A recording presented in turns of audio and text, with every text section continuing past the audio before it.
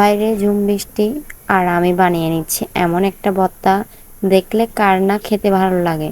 তা ভর্তার রেসিপি দেখতে হলে শেষ পর্যন্ত দেখুন।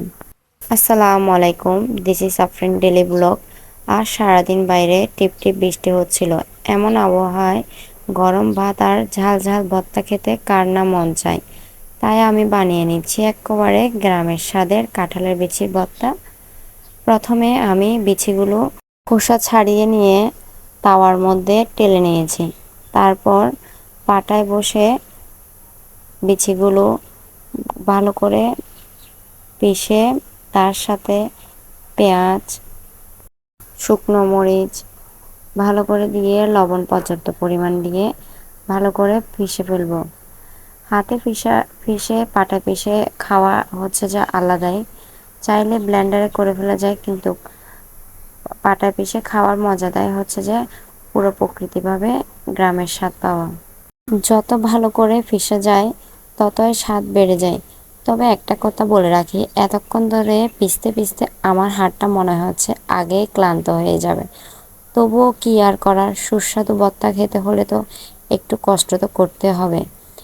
আর যদি এখন এই ভর্তার ঘ্রাণটা আপনাদের ফোন পর্যন্ত পৌঁছে যেত, তাহলে মনে হয় সবাই এক প্লেট গরম ভাত নিয়ে বসে যেতেন।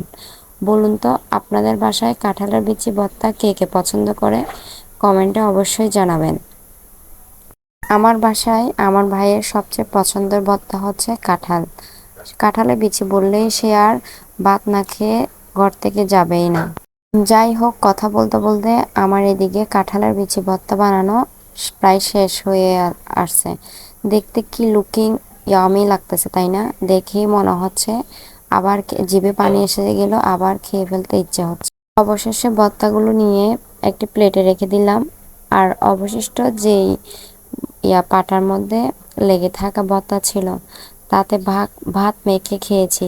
কি যে মজা! আসলে গ্রামে যারা থাকে বিশেষ করে তারাই, নানি দাদিদের এভাবে খেতে আমি অনেকবার দেখেছি। এবার ফার্স্ট টাইম ট্রাই করেছি আমি আর আমার বোন। আমার বোন তো ফার্স্টে খেতেই চাচ্ছিল না। আপু এগুলো কি, এবার কীভাবে খাবো? আমি বলছি, একটু খেয়ে দেখো, অনেক মজা। তারপরে ও এক বাইট খেয়ে বলো, ওয়াও আপু সেই। তারপরে শেষে আর কি করার, মরিচ ভর্তা কি আর ছাড়া যায়?